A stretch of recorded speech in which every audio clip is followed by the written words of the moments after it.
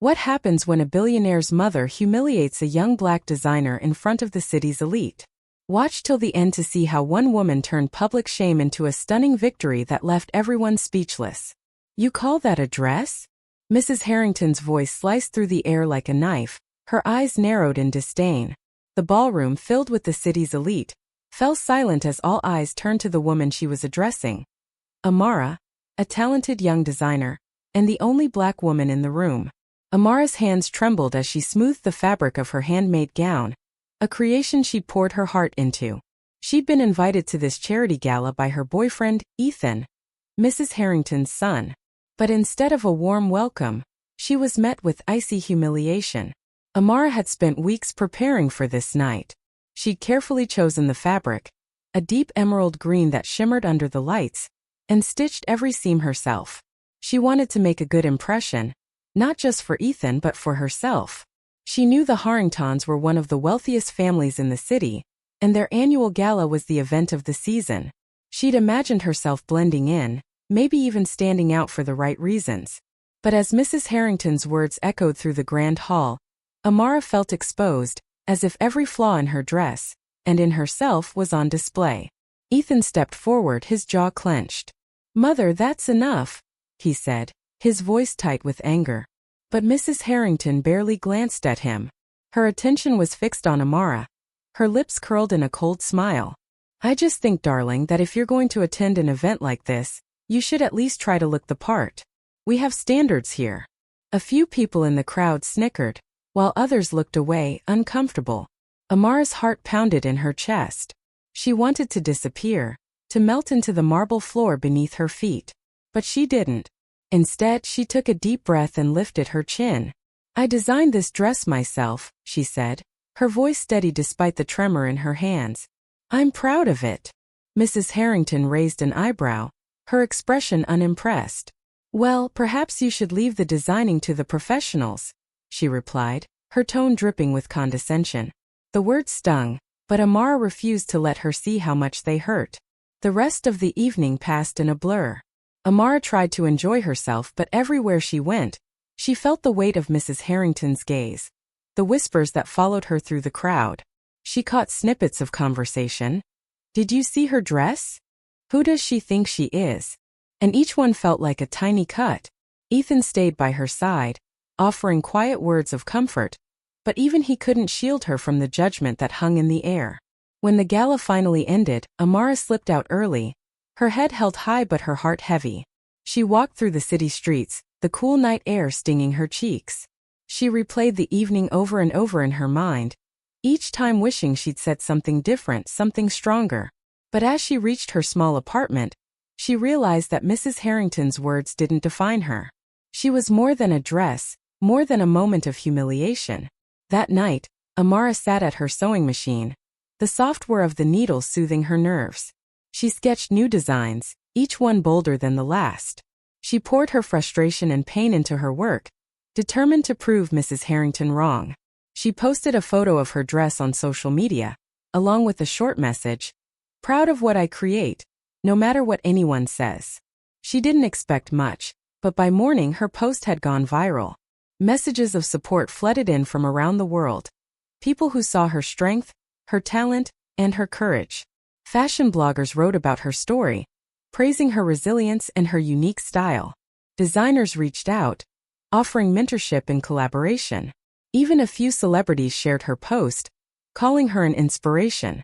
Amara's following grew overnight, and with it, her confidence. She realized that Mrs. Harrington's opinion was just that, an opinion. It didn't matter. What mattered was how she saw herself, and what she chose to do next. A few months later, Amara received an invitation to showcase her collection at a major fashion show. The event was sponsored by the Harrington family, and Mrs. Harrington would be in attendance. Amara hesitated at first, but then she remembered the promise she'd made to herself, to never let anyone dim her light.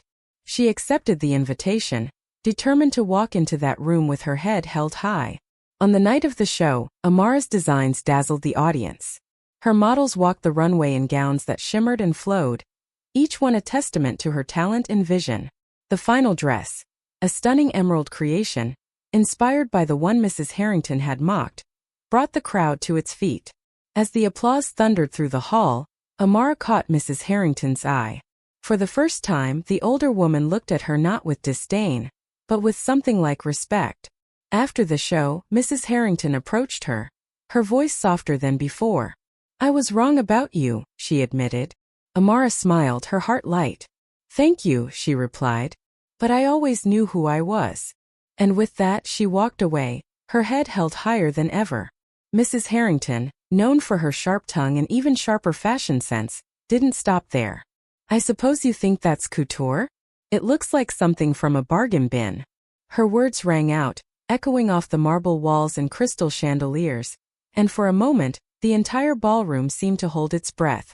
Then, as if on cue, a ripple of laughter swept through the crowd. Some people laughed nervously, others with genuine amusement, but all eyes were on Amara, standing alone in her handmade emerald dress. Amara felt her cheeks burn with embarrassment, but she refused to let her emotions show. She'd learned long ago that showing weakness only gave people like Mrs. Harrington more power. Still, the sting of humiliation was sharp, and she could feel the weight of 100 judgmental stares pressing down on her. She glanced at Ethan, hoping for support, and saw the anger in his eyes. He stepped forward, his voice tight with frustration.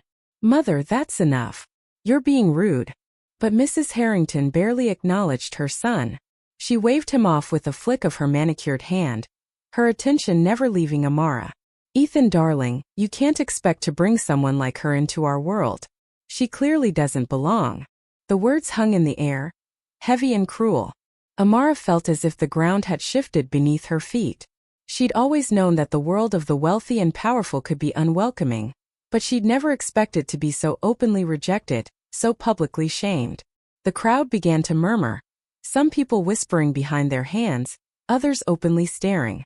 Amara could hear snippets of conversation. "Who is she? Did you see her dress? I can't believe Ethan brought her here." Each comment felt like a tiny dagger, chipping away at her confidence. But Amara stood tall, her back straight and her chin lifted. She refused to let Mrs. Harrington or anyone else see her cry. She remembered the countless times she'd faced prejudice before. The teachers who'd doubted her abilities, the customers who'd questioned her prices, the designers who'd dismissed her work. She'd always managed to prove them wrong, to rise above their expectations. But this was different. This was personal. This was Ethan's mother, the woman whose approval meant everything to him, and by extension to Amara herself. Ethan tried again to defend her, his voice pleading. "Mom, Amara is an incredible designer. She made that dress herself. You should be proud to have her here." But Mrs. Harrington only scoffed, her lips curling into a sneer. "Proud? Of what? Bringing someone who doesn't understand the first thing about fashion into my home? This is a charity gala, not a flea market." The laughter grew louder, and Amara felt her hands begin to tremble. She clenched them into fists, willing herself to stay strong. She thought of all the hours she'd spent working on her dress, the late nights hunched over her sewing machine, the careful selection of fabric and thread. She poured her heart into that gown, hoping it would help her fit in, help her be accepted. Instead, it had become the very thing that set her apart. But as she looked around the room, Amara realized something important. She didn't want to be like these people. She didn't want to be part of a world that judged others by the labels on their clothes or the color of their skin. She wanted to be true to herself, to her vision, to her dreams. She took a deep breath and met Mrs. Harrington's gaze, her eyes steady and unflinching. "I may not come from your world, Mrs. Harrington," she said, her voice clear and strong. "But I know who I am. And I know what I'm capable of." The room fell silent again, the laughter dying away as people realized she wasn't going to back down.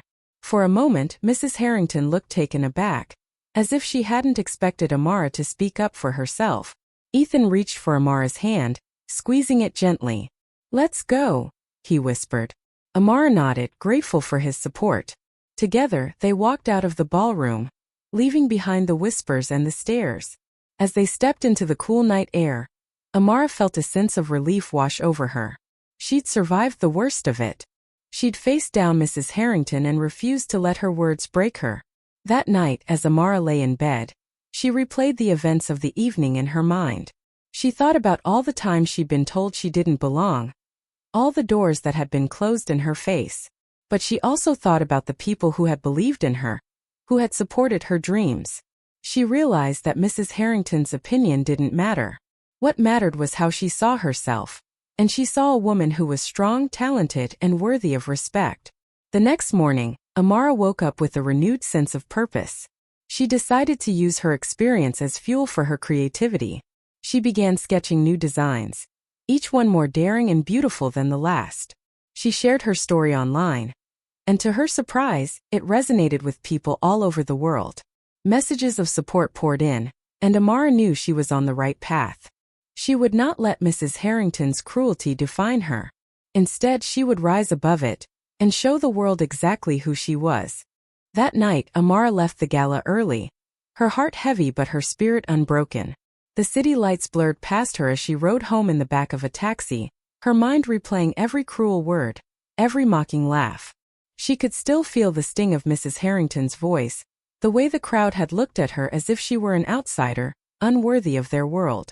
But beneath the pain, a quiet fire began to burn. Amara had faced adversity before, and she knew that the only way to silence her critics was to let her work speak for itself. When she arrived at her small apartment, Amara didn't collapse in tears. Instead, she sat at her sewing table, surrounded by sketches and swatches of fabric. The city was quiet outside her window, but inside, her mind was alive with ideas. She pulled out her sketchbook and began to draw, her pencil moving furiously across the page. Each line was a release, a way to turn her humiliation into something beautiful. She sketched late into the night, her anger and sadness transforming into bold designs. Dresses with sweeping lines, vibrant colors, and intricate details that reflected her unique vision. Over the next few weeks, Amara poured herself into her work. She spent long hours at her sewing machine, her fingers flying as she stitched together her dreams. She experimented with new fabrics and techniques, pushing herself to create pieces that were unlike anything she'd made before. Every time she felt doubt creeping in, she remembered Mrs. Harrington's words and used them as fuel. She was determined to prove that she belonged, not just in their world but in the world of fashion itself. As her collection grew, Amara decided to share her journey online. She took photos of her designs, modeling some herself and enlisting friends to help with others. She wrote about her experience at the gala, describing the humiliation she'd felt and the resolve it had sparked in her. She was honest about her pain, but also about her determination to rise above it. She posted her story on social media, not knowing what to expect. The response was immediate and overwhelming. Within hours, her post had been shared hundreds of times. Comments poured in from people all over the world, strangers who had faced their own moments of rejection and humiliation, who saw themselves in Amara's story. They praised her courage, her talent, and her refusal to let others define her worth. Some shared their own stories of overcoming adversity, while others simply offered words of encouragement and support. Fashion bloggers and influencers began to take notice. They reposted Amara's designs, calling her a fresh new voice in the industry. "This is what real fashion looks like," one blogger wrote. "Not just beautiful clothes, but a powerful story behind them." Another influencer with millions of followers posted a photo of herself wearing one of Amara's dresses, captioning it, "Wearing strength, resilience, and style." The post went viral, and suddenly, Amara's inbox was flooded with requests from people who wanted to buy her designs or collaborate with her. Even celebrities began to reach out. One day, Amara received a message from a well-known actress who had read her story and wanted to wear one of her gowns to a red carpet event. Amara could hardly believe it. She worked day and night to create a custom dress, pouring all her skill and passion into every stitch. When the actress appeared on the red carpet, wearing Amara's creation and telling reporters about the designer's journey, the world took notice. Photos of the dress appeared in magazines and on fashion websites, and Amara's name was suddenly everywhere. With each new opportunity, Amara's confidence grew. She realized that her voice and her vision mattered. She began to receive invitations to fashion shows and industry events, places she had once only dreamed of attending. She met other designers, some of whom became mentors and friends. They encouraged her to keep pushing boundaries, to stay true to herself no matter what. But through it all, Amara never forgot where she started. She continued to share her story, using her platform to inspire others who felt like outsiders. She spoke at schools and community centers, encouraging young people to pursue their dreams, no matter how many times they were told they didn't belong. She reminded them that sometimes, the very thing that sets you apart is what makes you special. Looking back, Amara realized that Mrs. Harrington's cruel words had been a turning point. What was meant to break her had instead made her stronger. She had taken her pain and turned it into art, her humiliation into triumph. And as her following grew and her designs graced runways and red carpets, Amara knew she had found her place. Not just in the world of fashion, but in the hearts of everyone who believed in the power of resilience and self-expression. Months passed, and Amara's life had transformed in ways she could never have imagined. Her story had traveled far beyond her small apartment, reaching people from all walks of life. She had gained a loyal following online, and her designs were now in demand by clients she had once only dreamed of meeting. Yet, nothing could have prepared her for the invitation that arrived one crisp autumn morning.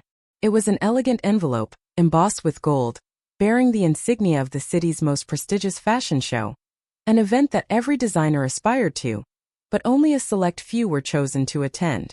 Amara's hands trembled as she opened it, her heart pounding with anticipation. The letter inside was formal and brief, but its message was clear. She had been invited to showcase her collection on the grandest stage of all. The sponsor's name at the bottom made her pause: Harrington Enterprises. The very family that had once tried to humiliate her was now hosting the event where she would have her moment to shine. As the show approached, Amara worked tirelessly, pouring every ounce of her creativity and determination into her collection.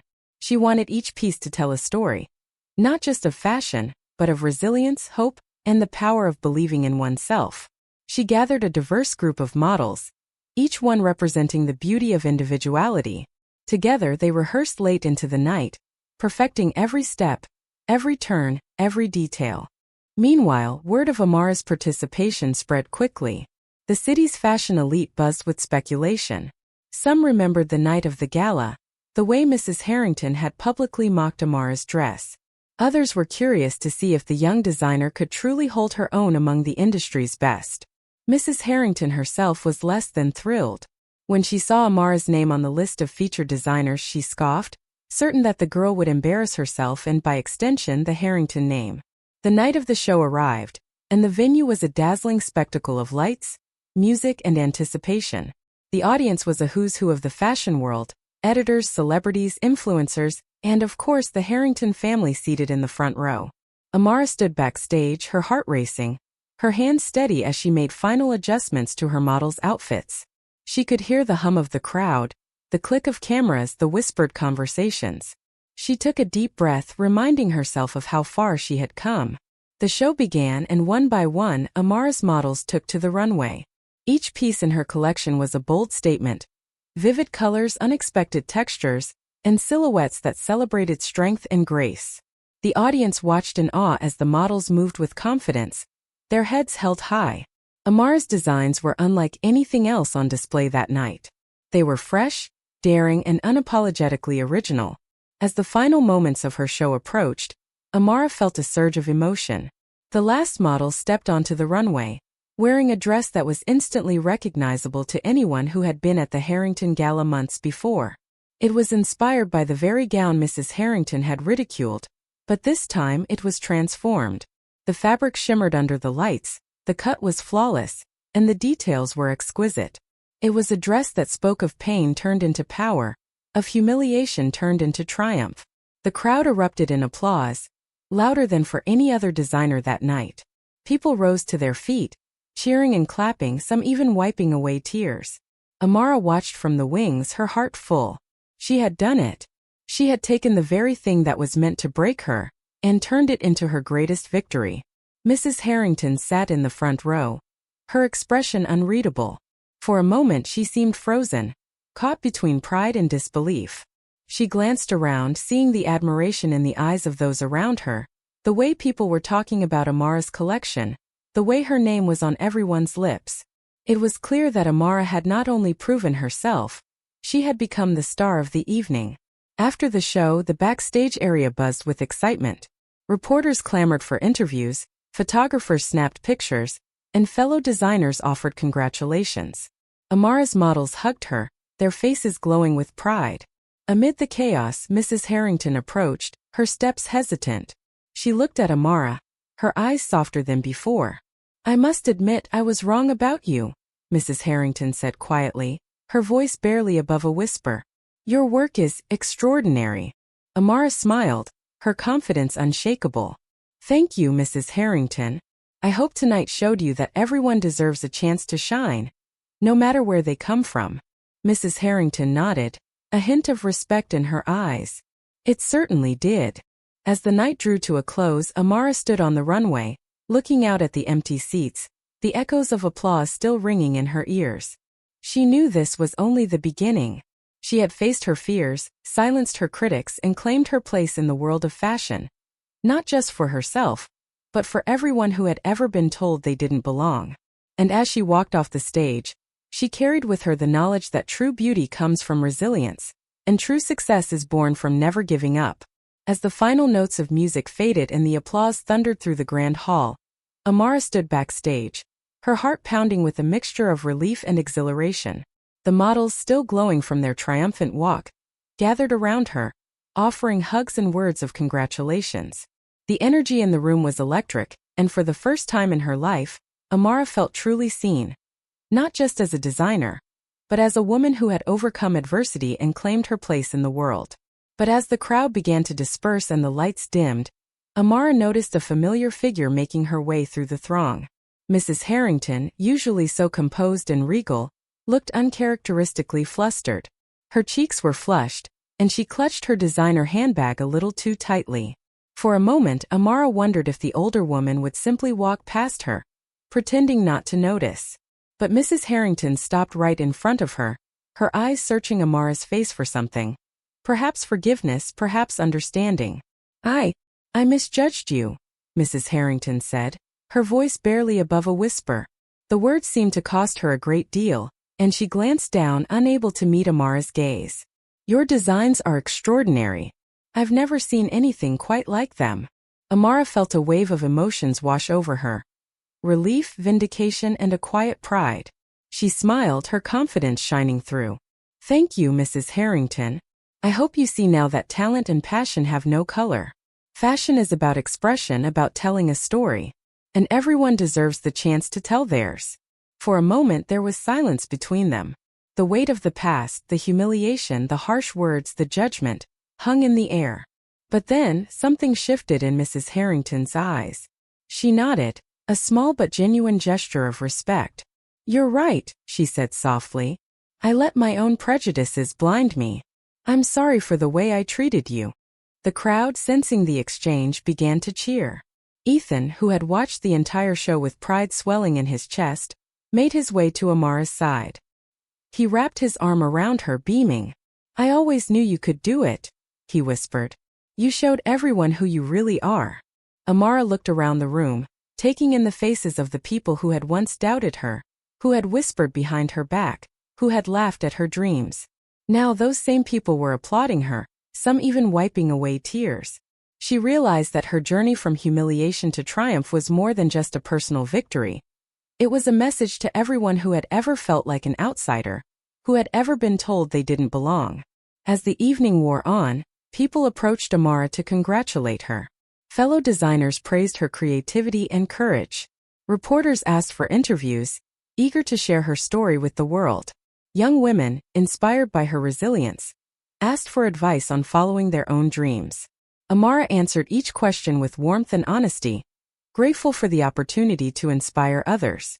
Mrs. Harrington lingered nearby, watching Amara with a thoughtful expression. At one point she pulled Ethan aside. "You chose well," she said quietly. "She's remarkable." Ethan smiled, his eyes shining with pride. "She's more than remarkable, Mom. She's unstoppable."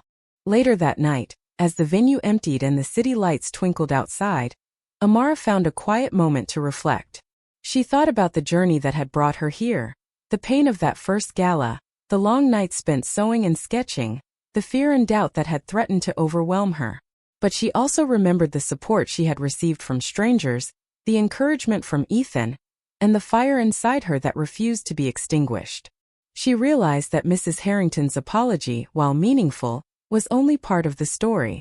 The real victory was in the way she had stayed true to herself, refusing to let anyone else define her worth.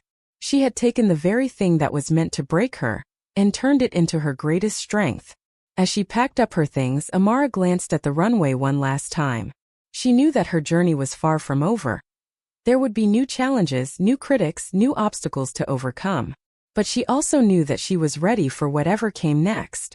She had proven to herself and to the world that she was more than enough. Outside, Ethan waited for her, his hand outstretched.